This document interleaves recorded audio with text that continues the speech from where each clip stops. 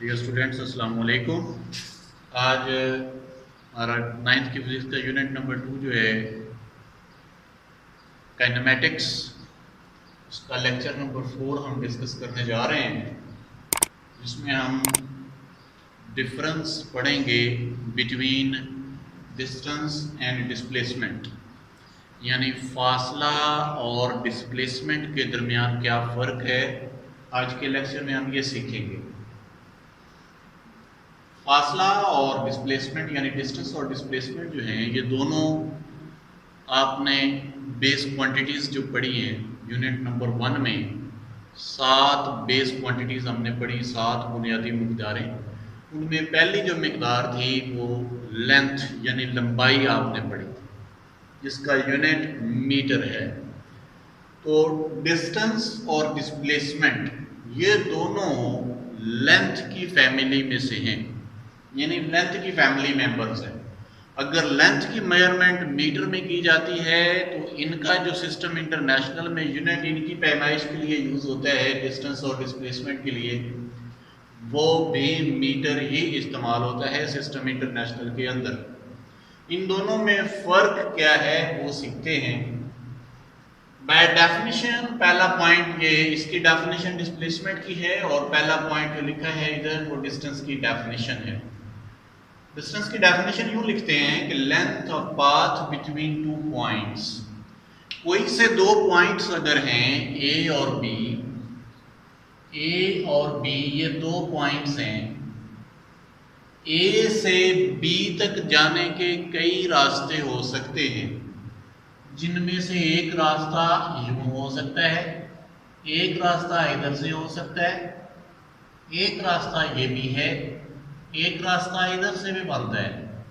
ये चारों रास्तों के जरिए आप ए से बी तक जा सकते हैं, यानी ये चारों जो रास्ते हैं ये ए पॉइंट से बी पॉइंट तक लेके जाते हैं। अब इनमें से जाहिर है किसी भी रास्ते की आप लंबाई मालूम कर सकते हैं।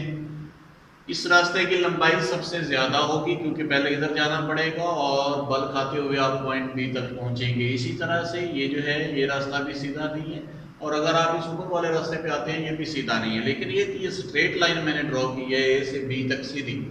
एक रास्ता ये भी है ए से बी तक जाने का, तो ए से बी तक जाने का कोई भी रास्ता आप ले लें, कोई भी रास्ता ले लें, उनमें से किसी भी रास्ते की जो लंबाई होगी उस लंबाई को हम उन दो पॉइंट्स के दरमियान डिस्टेंस यानी फासला कहेंगे।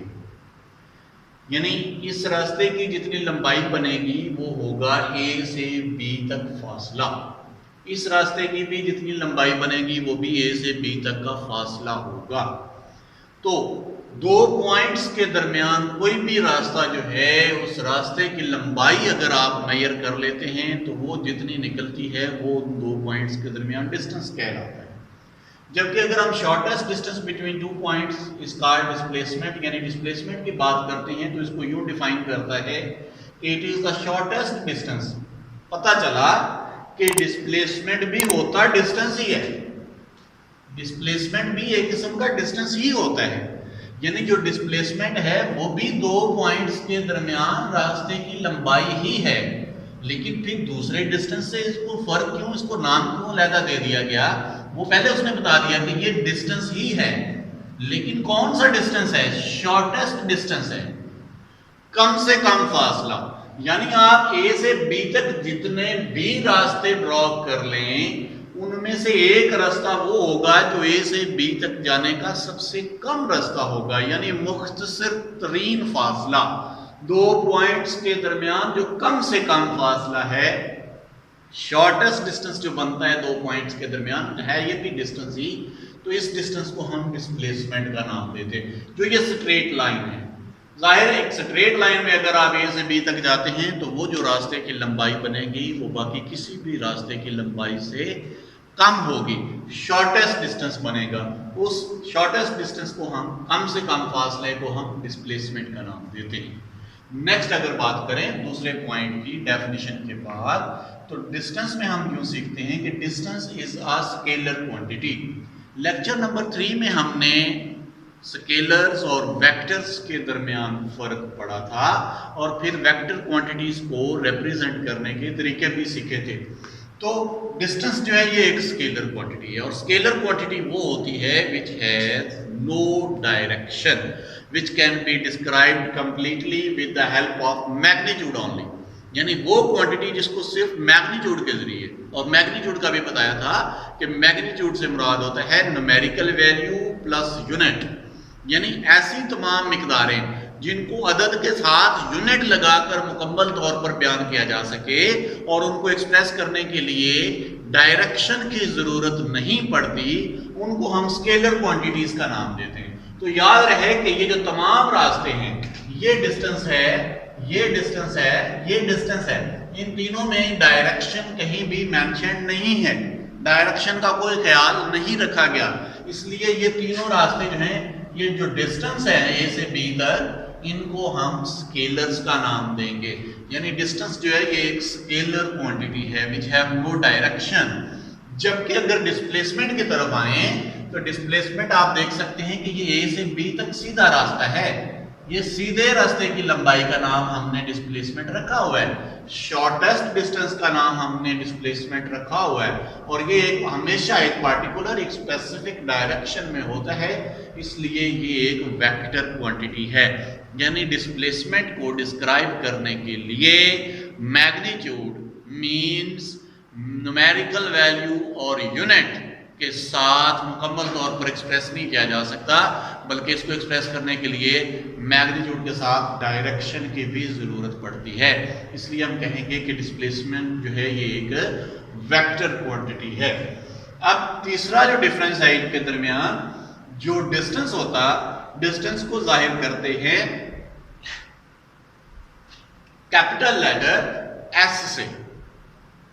कैपिटल एबीसी का लेटर है कैपिटल एस, जिससे हम डिस्टेंस को रिप्रेजेंट करते हैं। यहां पे एक बात आपको मैं बताता चलूं कि जो सिंबल मैंने लिखा है डिस्टेंस का एस जो लिखा है, इसको ना तो मैंने बोल्ड किया, ना इसके ऊपर बार डाला, ना इसके ऊपर मैंने वेक्टर की अलामत डाली। क्यों बोला? इसलिए कि ये एक स्केलर क्वांटिटी है और स्केलर क्वांटिटी का सिंबल जो है उसको सिंपल लिखा जाता है, उसके ऊपर किसी किस्म का उसको डिस्टिंग्विश नहीं किया जाता कि ये वाज़ेह हो कि ये किसी वेक्टर क्वांटिटी का यूनिट सिंबल है। जबकि अगर हम दूसरी तरफ डिस्प्लेसमेंट का सिंबल पढ़ते हैं तो वो होता है स्मॉल एबीसी का डी, यानी स्मॉल डी जो है ये डिस्प्लेसमेंट को जाहिर करता है। और उसके लिए जो मैंने तीनों वेक्टर की रिप्रेजेंटेशन के जरिए आपको तीन तरीके मैंने सिंबॉलिक रिप्रेजेंटेशन के बताए थे कि या तो वेक्टर का जो सिंबल है उसको बोल्ड कर दिया करें, या वेक्टर के सिंबल के ऊपर बार डाल दिया करें, या वेक्टर के सिंबल के ऊपर बार विद एरो हेड डाल दिया करें। तो उनमें से जो मैंने चूज किया है वो मैंने क्या किया, जो डी है which is the symbol of a vector quantity which is displacement, तो डिस्प्लेसमेंट का जो सिंबल है डी, उसके ऊपर मैंने बार डाल के इसलिए लिखा कि डिस्प्लेसमेंट जो है ये एक वेक्टर क्वांटिटी है। और कोई भी वेक्टर क्वांटिटी जो होती है उसके सिंबल के ऊपर या तो आपको बार डालना पड़ता है, या उसके सिंबल को बोल्ड करके लिखना पड़ता है, या उसके सिंबल के ऊपर जो है वो एरो हेड डालना होता है। जी, तो नेक्स्ट डिफरेंस जो हम डिस्कस करने जा रहे हैं वो है, ये मैंने कर्व्ड लाइन बनाई है ए से बी तक, और इधर ए से बी तक ये स्ट्रेट लाइन ड्रॉ की हुई है। जो कर्व्ड लाइन है इसमें अगर आप रास्ते की लंबाई निकालेंगे तो वो ज्यादा निकलेगी, जिसको हम डिस्टेंस का नाम देते हैं, क्योंकि जो कम से कम फासला होता है वो डिस्प्लेसमेंट कहलाया। अब ये जाहिर है ये हमेशा काम होगा क्योंकि स्ट्रेट लाइन है, और जब आप कर्व्ड लाइन ड्रॉ करते हो तो कर्व्ड लाइन की जब लेंथ निकाली जाती है तो वो ज्यादा हो जाती है। अब ये क्योंकि ए से बी तक जाने का जो रास्ता बन रहा है इसकी लंबाई ज्यादा है, कम से कम नहीं हो सकती, इसलिए इसको हम ये जो ए से बी तक लाइन की लेंथ है, लंबाई है, इसको हम डिस्टेंस का नाम देंगे। जबकि यहाँ पर ए से बी तक स्ट्रेट लाइन ड्रॉ की हुई है, तो ए से बी तक जो स्ट्रेट लाइन की लंबाई होगी, length of path between these two points will be minimum, कम से कम रास्ते की लंबाई बनेगी, और इसको हम डिस्प्लेसमेंट का नाम देंगे। मोस्टली बेटा जी ये बोर्ड के एग्जाम्स में आपसे जब या आपके टीचर्स जो हैं क्लास टेस्ट में जब आपसे क्वेश्चन पूछते हैं इन दोनों के बारे में, तो मोस्टली ये डिफरेंस ही आता है बिटवीन डिस्टेंस एंड डिस्प्लेसमेंट। तो याद रखें कि डिफरेंस, मैंने आपको 4 डिफरेंसेस लिखवाए हैं। शॉर्ट क्वेश्चन आएगा तो शॉर्ट क्वेश्चन में कोई से 3 डिफरेंस भी आप लिख दें तो काम अच्छी तरह से चल जाएगा। लेकिन एक बात याद रखिए कि जो पहला पॉइंट है, जो इन दोनों की डेफिनेशन है वो मस्ट है, उसको लाजमी अच्छी तरह से याद करना है। अगर आप 3 पॉइंट्स भी लिखते हैं, बाकियों में से कोई अगर आप मिस कर दें तो चल सकता है। पहला जो पॉइंट है वो इन दोनों की डेफिनेशन है, उसके बगैर बिल्कुल गुजारा नहीं है। तो ये चारों डिफरेंसेस आपने अच्छी तरह से लर्न करने हैं।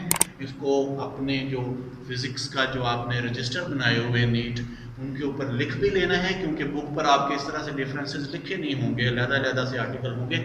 और अगर आपसे सिर्फ डिस्टेंस का पूछा जाता है तो ये डिस्टेंस के बारे में 4 लाइन्स हैं, 4 पॉइंट्स हैं। सिर्फ डिस्प्लेसमेंट के बारे में पूछा जाता है तो ये 4 पॉइंट्स हैं, ये डिस्प्लेसमेंट के बारे में हैं। इस लेक्चर को अच्छी तरह से लर्न कर लें। नेक्स्ट लेक्चर में इंशाल्लाह आपसे फिर मुलाकात होगी। अल्लाह हाफ़िज़।